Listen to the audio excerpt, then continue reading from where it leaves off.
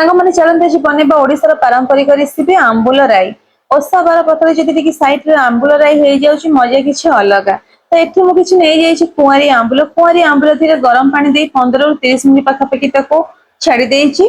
चलते ए गोटे भल पेस्ट बनवा 2 चामच नहीं जाइए सोरिष 1 चामच जीरा 1 कंचा लंका अल्प किसी नड़िया नहीं यार भल भाव गोटे तिफल कर पेस्ट बाटिबा माने चिकन करके पूरी बाटिबे।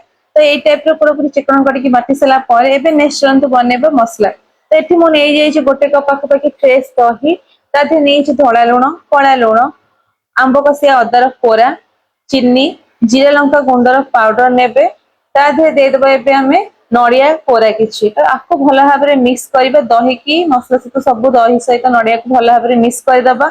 मिक्स हो गला परे एबे बाटिकी रखिथिबा पेस्ट 3 चामच देदेबा।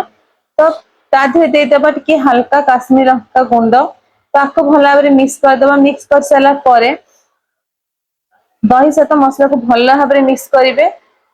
मिक्स हो गला आदि हल्का टिके पानी दे बतरी रखिथिबा आंबुल को देदेबा।